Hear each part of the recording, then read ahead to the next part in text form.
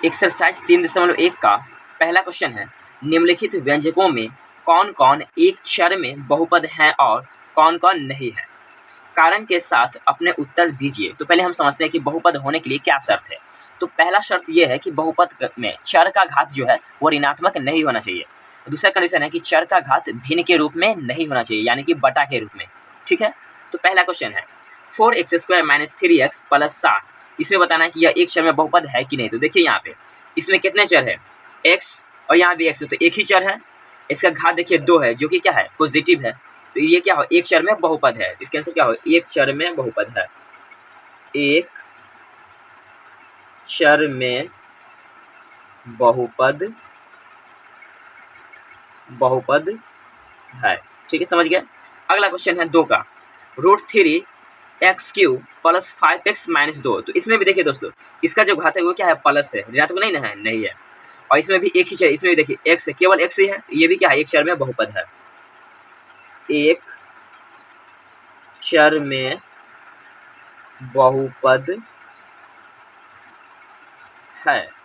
ठीक है, चलिए तीसरा क्वेश्चन की ओर चलते हैं। तीसरा क्वेश्चन है 3√t + t√2। तो यहाँ देखिए t जो है वो रूट के अंदर है, तो कोई भी संख्या अगर रूट के अंदर है तो उसके पावर में हम क्या 1/2 लिख सकते हैं। देखिए इसको लिखिए 3 t के पावर में 1/2 + t√2। अब यहाँ देखिए t का जो घात है वो क्या 1/2 है, ये क्या भिन्न के रूप में है, यानी कि बटा के रूप में है, तो ये बहुपद नहीं होगा। तो लिखेंगे बहुपद नहीं है, क्योंकि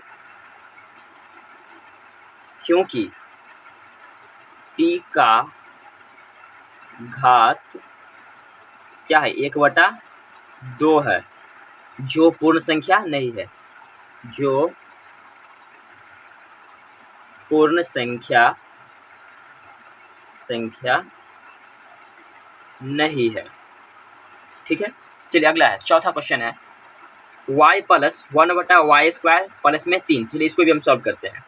y है तो y रहेगा, प्लस यहाँ देखिए 1/y², नीचे में क्या है, y के पावर में 2 प्लस में है, तो ऊपर आएगा तो माइनस में हो जाएगा, y के पावर -2 + 3। ठीक है, अब यहाँ समझिए y का जो घात है वो क्या है, -2 है, यानी कि ऋणात्मक है, तो ये बहुपद नहीं होगा। लेकिन ये बहुपद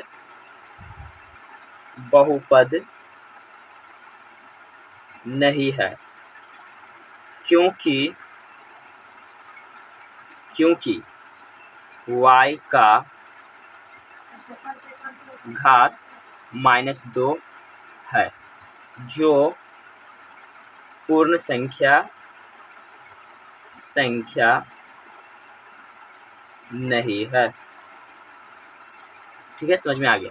चलिए अगला क्वेश्चन की ओर चलते हैं। पांचवा क्वेश्चन है x के पावर 10 + y के पावर 3 + t के पावर में 50। तो यहाँ देखिए इसमें सभी का घात क्या है, प्लस में है, यानी कि धनात्मक है, तो ये बहुपद है। लेकिन कितने चर में है, तो यहाँ देखिए इसमें पहला चर हो गया x, दूसरा y और तीसरा t।